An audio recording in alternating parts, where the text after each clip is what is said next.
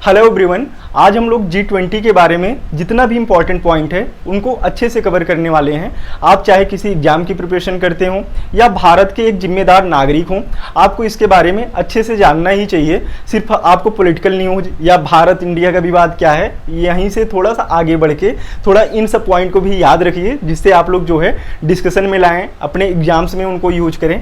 तो हम लोग क्या करने वाले हैं, इसके अंतर्गत हम लोग देखेंगे G20 आया कैसे। हम लोग इसको G7 से स्टार्ट करेंगे, या अगर इसके पहले देखें हम लोग G4, G5, G6 ये क्या हैं इनके बारे में थोड़ा थोड़ा देखेंगे। उसके साथ में G8, G20 के बारे में तो एक एक पॉइंट कवर करेंगे, क्योंकि आप लोग चाहे PCS का एग्जाम दे रहे हो, वनडे एग्जाम्स दे रहे हो, इवन UPSC के एग्जाम में G20 से क्वेश्चन आ चुका है कि G20 में कौन कौन सी कंट्रीज हैं या फिर उनके साथ में। और यहाँ से कुछ इंपॉर्टेंट मेजर्स आउटकम्स हम लोग देखने वाले हैं, कौन कौन से ऐसे आउटकम्स हैं जो आपके एग्जाम के पर्सपेक्टिव से इंपॉर्टेंट है। हम लोग प्री के पर्सपेक्टिव से कुछ चीज़ देखने वाले हैं। इसको मैंने G20 की जो मीटिंग है वहाँ पे कौन कौन सी पेंटिंग, मूर्ति या फिर उसके साथ में भारत मंडपम जो बना था यहाँ पे प्रगति मैदान में, कोणार्क चक्र, इन सब के बारे में भी थोड़ा थोड़ा देखने की कोशिश करेंगे। ठीक है, तो आज ही हम लोग इसको अच्छे से समाप्त कर लेते हैं, जिससे जो दिमाग आपका खराब हो रहा है पिछले 1 सालों से, 1 दिसंबर 2022 से लेके अभी तक, और शायद अगले 2 महीने और अभी थोड़ा सा खराब होगा ही, लेकिन यहाँ से हम लोग मैक्सिमम चीज़ें कर ले रहे हैं। जो भी क्वेश्चन बनने हैं यहीं से बनने हैं। तो आइए हम लोग एक एक चीज़ करके स्टार्ट करते हैं। टॉपिक स्टार्ट करने के पहले थोड़ा सा बैकग्राउंड देख लेते हैं। चलते हम लोग 1970 के आसपास। अगर 1970 से 2 से 3 साल पहले देखेंगे तो वहाँ पे स्टार्ट होता है इजराइल का खाड़ी देशों के साथ में युद्ध स्टार्ट होता है। ठीक है, तो वो तो वर्ल्ड हिस्ट्री की बात है, बस इतना आपको याद रहना चाहिए कि 2 से 3 साल पहले से चीज़ें खराब होती हैं। 1973 में आता है ऑयल क्राइसिस, ठीक है, जो कि सबसे बड़ा ऑयल क्राइसिस था। और देखेंगे जो मिडिल ईस्ट कंट्रीज हैं वो सबसे ज़्यादा तेल का प्रोडक्शन कर रही हैं और वहाँ से चीज़ें एक्सपोर्ट हो रही हैं। अब अगर कहीं पे अगर वहाँ पे तेल प्रोडक्शन में ही बंद हो जाएगी, अब सोचो अगर गाड़ी में आपके पेट्रोल ही ना हो तो गाड़ी आगे बढ़ेगी, तो कहीं की इकॉनमी ही आगे नहीं बढ़ रही थी। अब इकॉनमी सबसे बड़ी प्रॉब्लम है, क्योंकि इकॉनमी ही वहाँ की पॉलिटिकल और इन सब चीज़ों को भी निर्धारित कर रही है। ठीक है, तो होता क्या है, जैसे आप लोग श्रीलंका में देखेंगे वहाँ की इकॉनमिक क्राइसिस आती है तो उससे पॉलिटिकल क्राइसिस भी आ जाता है। ठीक है, राजपक्षे को भाग के दूसरी जगह जाना पड़ता है, राजपक्षे गुदबाया, तो इन सबको। ठीक है, तो खैर हम लोग देखते हैं कि ये इकोनॉमिक क्राइसिस के समझो कि एक बैकग्राउंड में स्टार्ट होता है और उससे धीरे धीरे ये जो है G20 की तरफ आता है। तो हम लोग देखते हैं कि ये जो है 1973 में अमेरिका के राष्ट्रपति हैं निक्सन जो है अपने वही अलायंस फ्रेंड, उसमें कौन कौन आते हैं, यूके।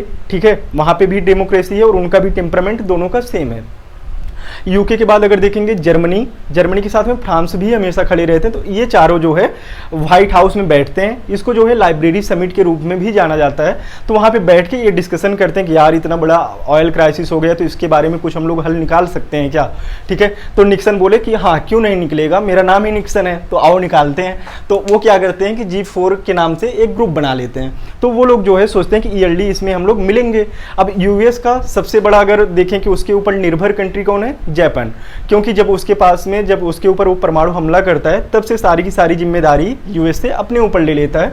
बोलते हैं कि तुम्हारा सब कुछ हम देखेंगे, तुम्हारे ऊपर युद्ध होता है तो हम देखेंगे, कुछ भी हो रहा है हम देखने वाले हैं तुम्हारे, मतलब बूढ़े बुजुर्ग के रूप में। तो वहाँ पे जो है G4 में ही जो है राष्ट्रपति बोलते हैं देखो यार जापान को भी इसमें शामिल कर लेते हैं, क्योंकि ये इतना बड़ा मतलब एशिया का जो है सबसे तेज़ी से डेवलप कंट्रीज में आ रहा है, तो इसको भी ले लेते हैं। तो G5 के रूप में 1973 में वही यूएस, यूके, जर्मनी, फ्रांस और उसके साथ में शामिल हो जाता है जापान।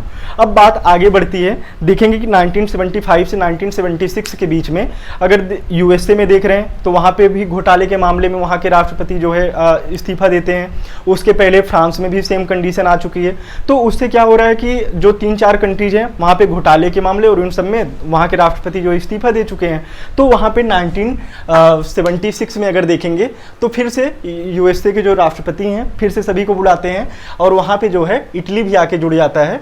तो यहाँ से जो है ग्रुप ऑफ 6 के नाम से भी जाना जाता है। तो देखेंगे 1975 से लेकर 1976 के बीच में ही एक ग्रुप 7 बन जाता है।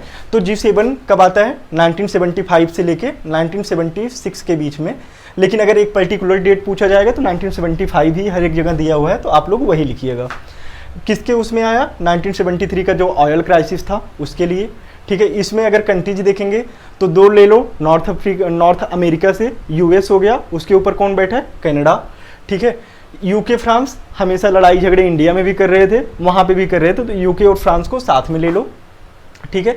अब इटली अगर जर गई है तो जरने से आप लोग समझ रहे हैं, तो जरी हुई इटली को एक साथ ले लो, बगल बगल में पड़े हुए हैं, ठीक है। और उसके साथ में जापान, एशिया से एक ही कंट्री है तो उसको याद रखिएगा कि एशिया से कौन है, जापान, ठीक है।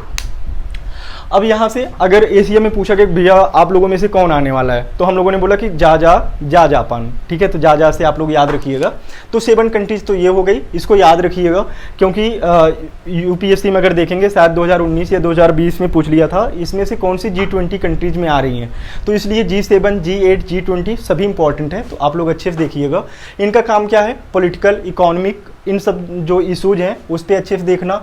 इसके साथ में ग्लोबल इशूज, जैसे आप लोग देखेंगे कि रसिया और यूक्रेन का युद्ध हुआ तो उस पर ये लोग डिस्कशन कर रहे हैं, तो ये सब चीज़ें जो है वहाँ पे आ रही हैं। अब बात करते हैं G8 की। G8 में कौन है, G7, उसके साथ में रशिया। ये जो है 1998 में शामिल होता है। उस समय एशियन क्राइसिस आप लोग देखे होंगे, तो उसी के जो है आसपास 1998 में इसको शामिल किया जाता है और 1999 में ही G20 का भी निर्माण होता है। तो रसिया कब शामिल हो रहा है, 1998 में। लेकिन 2014 में जो है ये क्रीमिया जो कि यूक्रेन का हिस्सा है उसका जो है एनेक्सेशन कर लेता है, या कहें कि उसको जो है ज़बरदस्ती अपने में शामिल कर लेता है, ठीक है। तो इस वजह से जो G8 कंट्रीज हैं, या कहें जो पहले की G7 कंट्रीज हैं, बोले कि देखो यार ये जो है हम लोगों की जो एक अगर देखें जो विजन है उस विजन के बाहर जाके काम कर रहा है, तो इसलिए रसिया को बाहर कर दिया गया। अब बात करते हैं G20 की। ये आपकी एग्जाम से मोस्ट इंपॉर्टेंट है, तो इसका थोड़ा सा अगर हम लोग इसका भी अगर बैकग्राउंड देखें, जैसे इस टाइम की अगर सिचुएशन देखें तो भारत के अंदर और भारत के बाहर, तो जिस परिप्रेक्ष्य में G20 मीटिंग भारत के हाथ में आया, उधर देख रहे हैं कि रसिया यूक्रेन का युद्ध चल रहा है लंबे टाइम से, उधर जो है फूड क्राइसिस आया हुआ है बहुत सारे देशों में। इधर अफ्रीका में देखेंगे, यहाँ पे सूडान या और भी कंट्रीज हैं, वहाँ पे जो है सैन्य तख्ता पलट हो रहा है। उसके साथ में म्यांमार में भी, एशिया में भी सेम कंडीशन बन रही है। इधर जो है चाइना ताइवान पे आक्रमण कर रहा है, ठीक है, आक्रमण करने की कोशिश कर रहा है, कहीं उसके आसपास जाके जो है उसके आसपास जो है जाके कहीं यहाँ जो है ये युद्धाभ्यास कर रहा है, वहाँ पे वो युद्धाभ्यास कर रहे हैं। तो यूएसए और चाइना को लेके भी वहाँ पे प्रॉब्लम बनी हुई है। ताइवान के पास में टेंशन है, यूएसए का रसिया से टेंशन है, यूएसए का चाइना से टेंशन है, और इधर चाइना के राष्ट्रपति बोले तो हम आएंगे ही नहीं। तो जितनी भी ग्लोबल मीडिया थी वो बोली कि अब तो भारत का जो ये है कार्यक्रम ये तो सफल ही नहीं होगा। लेकिन भारत ने इसको 100% पूरी तरीके से इसको सफल बनाया, और नवंबर में जो है एक वर्चुअल मीटिंग को भी रखा है, जिससे क्या क्या इसके कहाँ तक इसकी ग्रोथ हुई तो उसको भी देखेंगे। तो मेन चीज़ है कम्युनिकेशन, भारत ने उसको अच्छे से किया। और अगर आप देखेंगे कि एक कहावत है ना, बातें हाथी पाइए बातें हाथी पाँव, तो भारत ने इतने अच्छे से मैनेज किया कि वहाँ पे जो है रूस यूक्रेन वार को लेके वहाँ पे रसिया जो है एकदम से सरेंडर करने की कोशिश तो कर नहीं रहा। वहाँ पे देखेंगे कि उसने रसिया को भी मनाया। अगर पूरे जो 83 पेज हैं, 83 पेज में लगभग 4 जगह जो है यूक्रेन का नाम आता है, लेकिन रसिया इससे भी खफा नहीं होता। उधर चाइना भी मना नहीं करता है। इसके साथ में आप टर्की देखेंगे, टर्की में भी वो बोलता है कि भारत अगर यूएनएससी में शामिल होता है तो मुझे कोई प्रॉब्लम नहीं है। तो ये किसकी बात है, ये वही मेन चीज़ आया कम्युनिकेशन से। और इस कम्युनिकेशन गैप को भरने का काम करते हैं हमारे one of the most brilliant person, जिनको शेरपा के नाम से जाना जा रहा है, अमिताभ कांत, ठीक है। तो इसके पीछे तो बहुत सारे लोग हैं, लेकिन शेरपा ही अलग अलग कंट्रीज से चीज़ों को कर रहे हैं। तो हम लोग देखेंगे कि शेरपा क्या है, ट्राइका क्या है, जो आप लोग न्यूज़ में देख रहे हैं। तो आप लोगों को समझ में आ गया बाहर क्या चल रहा है। उसके साथ में अगर भारत के अंदर भी देखेंगे, जम्मू एंड कश्मीर में टेंशन चल रही थी, ठीक है, वहाँ पे भी भारत को समिट कराना है। अरुणाचल प्रदेश में देखेंगे चाइना वहाँ पे उसके आसपास गाँव बना के या उसको जो है बोल रहा है कि ये मेरा ही क्षेत्र है, तो वहाँ पे भी हमने वहाँ पे समिट कराया। तो पूरे देश पूरे विश्व को मैंने एक संदेश दिया हम लोगों ने कि नहीं, जम्मू एंड कश्मीर में भी सब ठीक है, अरुणाचल प्रदेश भी मेरा है, लद्दाख भी मेरा है। तो ये जो है एक इससे भी गया, तो ये भारत के लिए बहुत बड़ी उपलब्धि है। तो हम लोग देखते हैं G20 क्या है, उसके साथ में हम लोग कुछ इंपॉर्टेंट आउटकम्स भी करेंगे जो आपके प्री और मेंस के प्रेस्पेक्टिव इंपॉर्टेंट है, ये सब पॉइंट। G20 को देखते हैं। G20 आया कब, 1999 में। उस समय जो है जो हमारे फिनांस मिनिस्टर होते हैं और जो सेंट्रल बैंक के गवर्नर्स होते हैं, तो वो लोग जो है हर एक साल मीटिंग कर रहे हैं। लेकिन देखेंगे 2008 में जो है जो हेड ऑफ स्टेट हैं वो जो है इसको शामिल करते हैं। एक्चुअली 2008 में जो है एक वही लेहमन ब्रदर्स का आप लोग सुने होंगे ना, एक क्राइसिस आता है, ठीक है, तो वहाँ से ये प्रॉब्लम स्टार्ट होती है। फिर भी तभी फिर यूएस से बुलाता है, बोलते कि नहीं कुछ ऐसा करते हैं कि हम लोग डेली अब हेड आके मिलते हैं, ये लोग जो नीचे वाले मिल रहे हैं ये अपना मिलते रहेंगे, लेकिन अगर बड़ा निर्णय लेना है तो हम लोग जिससे हर साल मिले और देशों के बीच में एक सामंजस्य भी बना रहे तो चीज़ें और आगे जा सकती हैं। अगर G20 में देखें तो इसका कोई सेक्रेटरीट नहीं है, इसका कोई हेडक्वार्टर नहीं है, सेम G7 का भी है, और इसमें जो प्रेसिडेंसी मिलती है वो रोटेशन के क्रम में मिलती है, तो ये भी है। तो ये मोस्ट इंपॉर्टेंट है, इसका कोई मुख्यालय नहीं है और इसके साथ में इसका कोई सचिवालय भी नहीं है।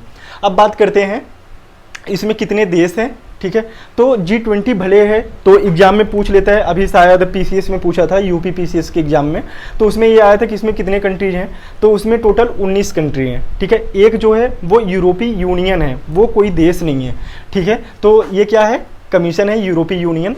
तो टोटल देश कितने हैं, 19 देश। अभी कितने हैं, ये एक यूरोपीय यूनियन को लेके 19 देश और एक कमीशन, तो इतने। अभी हाल ही में कौन शामिल हुआ, अफ्रीकन यूनियन, तो अब कितने हो गए, 19 देश, 2 संघ यूनियन, यूरोपीय यूनियन और उसके साथ में अफ्रीका यूनियन, ठीक है। अब बात करते हैं ये शेरपा क्या होते हैं, या उसके पहले देख लेते हैं कि इसकी जो है इंपॉर्टेंस क्या है, जिसके लिए अलग अलग देश से लोग भारत में आ रहे हैं या लोग भारत को एक वैसी निगाह से देख रहे हैं। तो देखते हैं इसमें जो है 60% लैंड एरिया, जितने भी G20 मेंबर्स हैं उनके पास में जितने भी लैंड एरिया है उनका 60% है। 65% पॉपुलेशन को ये कवर करते हैं।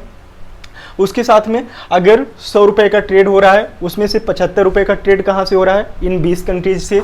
अगर देखें 80 रुपये, अगर कहीं की अगर टोटल GDP अगर 100 रुपये की है तो 80 रुपये जो है प्रोडक्शन या कहें GDP कहाँ से हो रही है, वो इन्हीं G20 कंट्रीज से हो रही है, ठीक है। अब बात करते हैं जो अभी की मीटिंग थी वो जो है 18वीं समिट इसको बोलेंगे। 17वीं कहाँ हुई थी, इंडोनेशिया के बाली में, ठीक है। और ये जो है यहाँ पे इंडिया जो है इसको एड्रेस करता है या कहें इसकी प्रेसिडेंसी इंडिया करता है। ये मिली कब थी, 1 दिसंबर 2022 को, और ये जो है 30 नवंबर तक चलने वाली है। नवंबर में ही एक वर्चुअल समिट भी रखी गई है, ये भी आप लोग याद रखिएगा। ये किस मामलों पे देखता है, इकोनॉमिक मामले हो, क्लाइमेट चेंज मामले हो, FDG हो, ग्लोबल इश्यूज पे हो, जैसे रूस यूक्रेन संकट, पॉवर्टी, उसके साथ में बैंक इश्यूज, तो ये सब चीज़ों पे ये देखता है।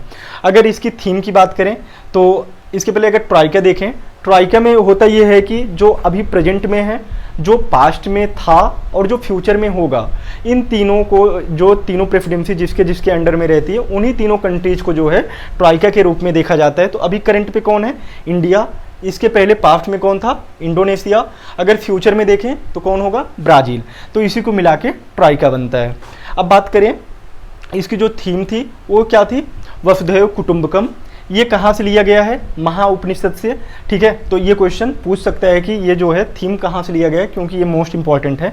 और अगर इसको देखेंगे संस्कृत में तो वसुधैव कुटुंबकम बोल देते हैं, लेकिन अगर इसी को देखें तो 1 अर्थ 1 फैमिली 1 फ्यूचर, तो दोनों थीम आप लोग याद रखिएगा, ठीक है।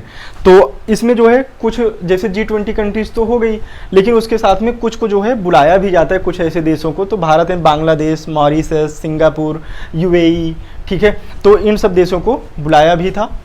अब जो है अगर शेरपा को देखें, शेरपा को बस इतना आप लोग याद रखिए कि जो अलग अलग देश हैं, ये जो 20 कंट्रीज हैं या फिर जो जिनको आमंत्रित किया गया है, उन देशों के साथ में जो सामंजस्य बैठाएंगे, इन चीज़ों पे देखो सहमति करनी है, अगर कोई असहमति होती तो उसको दूर कैसे करना है, ये सब देखने वाले कौन से हैं, तो समझो कि ये है अमिताभ कांत, ठीक है, ठीक है। तो अब जो है 19वीं कहाँ पे होने वाली है, ब्राज़ील में होगी, ठीक है। तो इसको देखिएगा आप लोग, 19वां ब्राज़ील में होगा। ये एक एक पॉइंट आप लोग याद रखिएगा, ये प्री के पर्सपेक्टिव से मोस्ट इंपॉर्टेंट है। अब यहाँ से ये भी चीज़ें आपके एग्जाम में पूछी जा सकती हैं। तो ये जो है मेजर आउटकम्स में आ रहे हैं। वैसे तो बहुत सारी चीज़ों पे बात हुई है, लेकिन ये 5 से 6 जो है मोस्ट इंपॉर्टेंट है, इनको हम लोग अच्छे से देखते हैं। पहला जो सबसे इम्पॉर्टेंट है वो है IMEC। तो इसका क्या है, इंडिया मिडिल ईस्ट यूरोपीय इकोनॉमिक कॉरिडोर। तो ये बेसिकली ये है कि जैसे मान के चलो कि अगर ये इंडिया अगर हम लेते हैं, ठीक है, तो इसको थोड़ा ठीक कर लूँ, ये इंडिया है। आप लोग देखेंगे ये मिडिल ईस्ट अगर रीजन ले लेते हैं, इंडिया यहाँ से जो है UAE के पास में आएगा, यहाँ से जो है यूएई से सऊदी अरबिया होते हुए ये कहाँ पहुँचेगा, यूरोप में। ठीक है, तो इन्होंने बोला भी है कि अगले कुछ सालों में जो है यूएसए ने बोला है कि जो भी आउटकम्स इस पे लेने हैं या कहें कि इस पे कितना काम आगे बढ़ा हुआ है वो जो है हम 60 दिन के अंदर अंदर पूरा मेजर करेंगे। लेकिन अगर इसका थोड़ा सा इतिहास देखें तो एक PGII करके आप लोगों ने न्यूज़ में देखा होगा 2021 में, जब 2021 में G7 की मीटिंग होती है कहाँ पे, यूके में। ठीक है, तो यूके में 2021 की मीटिंग होती है तो वहाँ पे PGII आता है। वो क्या है, partnership for global information and information investment. ठीक है, तो यहाँ पे इसका भी काम वही था कि जो विकसित देश हैं जिनके पास में बहुत सारे पैसे हैं, या कहें जो देश इसमें शामिल हैं वो जो डेवलपिंग कंट्रीज हैं या कहें जो लिफ्ट डेवलपमेंट कंट्रीज हैं, उनके यहाँ जो इंफ्रास्ट्रक्चर से रिलेटेड जो इन्वेस्टमेंट करने हैं या रेल प्रोजेक्ट को अच्छे से उसको कनेक्टिविटी फैलाएं। अगर देखेंगे BRI आप लोग सुनते हैं अक्सर न्यूज़ में, बेल्ट एंड रोड इनिशिएटिव, ये किसका है, चाइना का। आता है कब है, 2013 में। आप लोग देखेंगे कि इसके चक्कर में पड़ के श्रीलंका कंगाल हुआ। अब उसी के साथ में उसका जो है क्या कहें, सैम चाचा, वो किसके सैम चाचा हैं, पाकिस्तान के, वो भी कंगाली के कगार पे हैं। तो देखेंगे इससे जो है इन सबको देख के अफ्रीकन जो कंट्रीज हैं उनके मन में भी ऐसा डर बैठा हुआ है। उसके साथ में आप लोग देखेंगे कि अभी इटली ने, ठीक है, उनका क्या नाम है, आप लोग एक फोटो भी देख रहे होंगे ना, मोदी का जॉर्ज मेलोनी करके हैं। ठीक है, उनके साथ में वायरल हो रहा है। तो उन्होंने क्या बोला कि अब मैं जो है BRI का हिस्सा नहीं रहने वाले, मतलब कि ऐसा लगता है कि वो आगे नहीं रहेंगे, हट जाएंगी। तो BRI क्या है, बेसिकली ये जो है बेल्ट एंड रोड इनिशिएटिव है। इसके अंतर्गत जो आप लोग देखेंगे कि अगर थोड़ा पास्ट में देखेंगे, वहाँ पे एक सिल्क रोड था और एक मेरीटाइम सिल्क रोड था। मेरीटाइम सिल्क रोड चाइना जो है समुद्र के जो बे ऑफ बंगाल के रीजन से अगर इधर जाए अरब कंट्रीज, फिर वैसे वैसे उनको मिलाने वाला था। ठीक है, और सिल्क रोड के जैसे आप लोग CPEC देखते हैं, ठीक है, चाइना पाक इकोनॉमिक कॉरिडोर। ठीक है, तो वो सब बात है। तो ये आता कब है, 2013 में। अगर हम देखें IMEC के अगर वो हो जाता है तो ये हमको कनेक्टिविटी प्रदान करेगा कहाँ पे, मिडिल ईस्ट को यूरोप से। अब इसके बाद देखते हैं कि एक आप लोग न्यूज़ में सुने होंगे ग्लोबल बायोफ्यूल एलायंस, तो इसको GBA के रूप में भी जानते हैं, तो आप लोग शॉर्ट फॉर्म भी याद रखिएगा।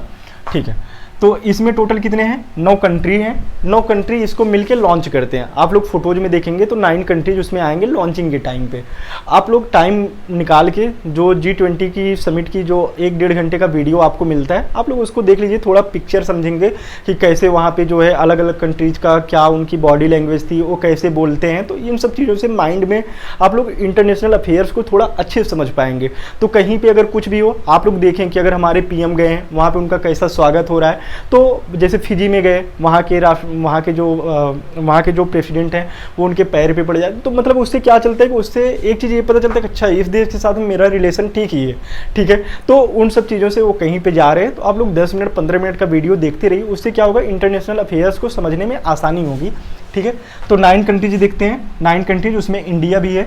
तो सारे कंट्रीज को याद करने की नीड नहीं है, उसमें बस ये पूछेगा कि इसमें इंडिया शामिल है कि नहीं है। तो इंडिया जो है GBA में शामिल है। वैसे भारत में अभी जितने भी चीज़ें हो रही हैं, अब इंडिया में हो रही है, तो इंडिया ही शामिल नहीं होगा, तो शामिल ही होगा। इसमें अभी तक टोटल 19 कंट्रीज हो चुकी हैं। ठीक है, G20 के बाहर की भी कंट्रीज हैं। उसके साथ में 12 इंटरनेशनल ऑर्गेनाइजेशन भी इसमें शामिल हो गए हैं, IMF वगैरह भी। ठीक है, तो इसके साथ में अगर हम देखेंगे ग्लोबल बायोफ्यूल एलायंस में PT के पर्सपेक्टिव से अगर एग्जाम में पूछ सकता है, तो USA 52% को कवर कर रहा है। टोटल जितने भी एथेनॉल प्रोडक्शन हो रहा है, ब्राज़ील 30% को, इंडिया 3% को। तो अगर देखेंगे 3 कंट्रीज ही 85% जो एथेनॉल प्रोडक्शन हो रहा है, या कहें 81% जो कंजम्पशन हो रहा है, वो कहाँ से हो रहा है, इन्हीं 3 देशों से। ठीक है, तो इसको याद रखिएगा। अब बात करते हैं कि इसका जो तीसरा मेजर जो आउटकम्स है वो है G20। अब G21 के नाम से जाना जाएगा। ठीक है, क्योंकि इसमें अफ्रीकन यूनियन शामिल हो गया है। अफ्रीकन यूनियन के बारे में थोड़ा सा देख लेते हैं, क्योंकि अब अगर ये शामिल हुआ है तो ये भी इम्पॉर्टेंट हो गया है। ये बात है 1963 की। 1963 में अफ्रीकन यूनिटी के नाम से जो है ये यहाँ पे आता है सभी के सामने। और 2002 में जो है ये क्या बन जाता है, अफ्रीका यूनियन। इसमें टोटल मेंबर कितने हैं, 55 मेंबर। इसको याद रखिएगा, एग्जाम के परस्पेक्टिव से इंपॉर्टेंट है। ठीक है, और इसके आ जाने से जो वॉइस ऑफ ग्लोबल साउथ की जो आवाज़ है जो भारत लेके चल रहा है, तो इसको भी एक मजबूती मिलेगी, तो याद रखिएगा। अब इसके साथ में अगर हम लोग देखें तो DPI क्या है, DPI, ये है डिजिटल पब्लिक इंफ्रास्ट्रक्चर। इसका काम ये है कि जैसे आप लोग इसमें जनधन, आधार और उसके साथ में मोबाइल। जनधन क्या है? आपका अकाउंट जो आप लोग खुलवाते होंगे। आधार आपका तो है ही है, आपकी पहचान। उसके साथ में मोबाइल, इन तीनों को कनेक्ट करके आप कहीं से भी पैसे निकाल सकते हैं, जैसे कि आप लोग निकाल भी रहे होंगे। UPI आप लोग देख रहे होंगे, यूनिफाइड पेमेंट इंटरफेस। UPI के माध्यम से आप लोग लेन देन करते हैं, अपना गूगल पे, फ़ोन पे, ये सब जब यूज करते हैं तो वो हो गया UPI। तो भारत ने एक सभी के सामने जो है ये बात रखी कि क्यों ना हम, जैसे मेरा जो DPI है और जो अलग अलग कंट्रीज का है, उनको कनेक्टेड करने की कोशिश करें। उससे क्या होगा कि और अच्छे से तालमेल बैठेगी और ग्रोथ अच्छे से होगी। तो ये भी बात है, जैसा कि आप लोग देखे होंगे हम लोग नेपाल में, भूटान में, UAE के साथ में, तो यहाँ पे हमने अपने UPI को भेज भी दिया है या कहें लॉन्च भी कर दिया है, ठीक है। उसके साथ में जो और जो इसमें अगर वो आते हैं वो इतने इंपॉर्टेंट नहीं है, बस आप लोग याद रखिए। अगर मेंस में अगर आप लोग लिख रहे हैं तो मेंस में इन सब पॉइंट को आप लोग लिख सकते हैं। तो जैसे रसिया यूक्रेन वार, इसको भी इसमें शामिल किया गया। उसके साथ में ब्लैक सी ग्रेन की बात, इसमें जो ब्लैक सी ग्रेन इनिशिएटिव जो कि रसिया और यूक्रेन उठाते हैं कि जैसे गेहूं का प्रोडक्शन मैक्सिमम रसिया और यूक्रेन से हो रहा है, तो वहाँ से अगर उन चीज़ों का अगर एक्सपोर्ट ही नहीं होगा ब्लैक सी के माध्यम से, आप लोग कमेंट बॉक्स में बताइएगा कि ब्लैक सी के आसपास की कंट्रीज कौन कौन सी हैं, ठीक है। तो ब्लैक सी कंट्रीज ये भी कई बार एग्जाम में पूछ चुके हैं, तो आप लोग याद रखिएगा। क्लाइमेट चेंज, इस पर भी बात हुई। FDG पे बात हुई, भारत ने FDG पे भी अपनी बात रखी। पावर्टी, ठीक है, इसको WTO से रिलेटेड जो भी मामले थे, भारत और USA के बीच में जो मामले थे, और भारत USA के बीच में जो भी मामले थे उनको तो अच्छे से उनको डिस्कस करके उनको ख़त्म कर दिया गया। और उसके साथ में WTO से जो मामले G20 कंट्रीज़ के बीच में भी थी उनको भी एड्रेस किया गया। हेल्थ रिलेटेड इशूज, जैसे कि कोरोना के बाद ये सब चीज़ें हो रही हैं, अभी कोरोना का असर इतनी भी जल्दी लोगों के दिमाग से हटा नहीं है, तो G20 कंट्रीज उनको भी तो उसमें शामिल करेंगे। तो ये भी हेल्थ का भी मुद्दा उठा कि एक जो है वन हेल्थ का कॉन्सेप्ट आना चाहिए, जैसे हमारे मोदी जी ने दिया भी था। अब बात करते हैं बैंक का, ठीक है। तो इसमें जो है MDB जो मल्टी डायमेंशनल बैंक हैं उनको जो है अच्छे से करने की नीड है कि जैसे वर्ल्ड बैंक हो गए, IMF हो गए, तो इसमें भी कुछ सुधार होना चाहिए। जो अलग अलग कंट्रीज हैं उनकी देनदारी, हिस्सेदारी उनकी बढ़नी चाहिए, तो इन सब पे भी बात हुआ। और उसके साथ में अगर देखेंगे प्री के पर्सपेक्टिव से अगर जो चीज़ इंपॉर्टेंट है, आप लोग इसको आप लोग एक एक करके गूगल करेंगे, ठीक है, इनको अच्छे से देखेंगे, क्योंकि आने वाले टाइम पे मुझे लगता है कि UPSC का जो भी प्री का एग्ज़ाम है या PCS का एग्ज़ाम है उसमें से इनको देखा जा सकता है। जैसे नटराज मूर्ति आप लोग देख लेंगे, एक किससे रिलेटेड है? चोल डायनेस्टी से, ठीक है, ब्रॉन्ज आप लोग देखे होंगे। इसके बाद में तंजावुर पेंटिंग आप लोग इसको देखेंगे। तंजावुर पेंटिंग कहाँ पे है? तंजावुर कहाँ है? तमिलनाडु, ठीक है। तो ये तंजावुर पेंटिंग, ठीक है, कहाँ है? तमिलनाडु में। भारत मंडपम आप लोग अच्छे से करेंगे, थोड़ा गूगल कर लेंगे। कोणार्क चक्र, ठीक है, इसको किसके नाम से जाना जाता है? सन टेम्पल, कहाँ पे है? ओडिशा में। इसको थोड़ा और आप लोग गूगल कर लीजिएगा। लॉर्ड बुद्धा के बारे में हम लोग एंशिएंट हिस्ट्री में अच्छे से करेंगे ही, लेकिन फिर भी आप लोग देख लीजिएगा कि लॉर्ड बुद्धा के बारे में अच्छे से, अगर आपका भी हाल ही में अगर एग्ज़ाम हो, जैसे BPSC का एग्ज़ाम है या RPSC का एग्ज़ाम है, तो ये सब पॉइंट आप लोग देख के जाइएगा, ठीक है। तो ये तो हो गया पूरा का पूरा G20 के बारे में और उसके साथ में इन सभी के बारे में। अगर इसमें देखेंगे IMEC में जो कंट्रीज शामिल हैं उसमें इंडिया है, US है, UAE, उसके साथ सऊदी अरेबिया, यूरोपीय union, France, Germany, Italy. Important नहीं है लेकिन एक बार देख लेना। तो आज के लिए इतना ही करते हैं। अगला जो टॉपिक आएगा जो कई दिनों से विवाद में है, भारत VS इंडिया का, कि भारत बोले इंडिया बोले, इन सब को लेके डेली आप लोग न्यूज़ आर्टिकल और जो न्यूज़ चैनल्स हैं वहाँ पे आप लोग देखे होंगे, तो उसको करेंगे। कल ही हम लोग कवर कर लेंगे वन नेशन वन इलेक्शन का भी, जिससे जो करंट इश्यूज में ये 2-3 टॉपिक चल रहे हैं इन पे पटक शेप लग जाए या कहें इन पे एक फुल स्टॉप लग जाए, तो इसको हम लोग कर लेंगे। फिर इसके बाद हम लोग अपना पॉलिटी का लेक्चर स्टार्ट करेंगे। आप लोग देखिए पॉलिटी के भी लगभग 10 लेक्चर हो चुके हैं, 10 से 11, और उसके साथ में 10 से 11 लेक्चर हिस्ट्री के भी हो चुके हैं। करंट इशूज भी अच्छे खासे हो गए हैं, तो आप लोग उनको अच्छे से कवर करिए। कल मिलते हैं भारत VS इंडिया को लेके, और उसके साथ में हम लोग वन नेशन वन इलेक्शन को लेके, फिर अगले दिन हम लोग पार्लियामेंट को अच्छे से करेंगे, ठीक है। आज के लिए इतना ही। जय हिंद। आप लोग स्क्रीनशॉट ले लीजिए।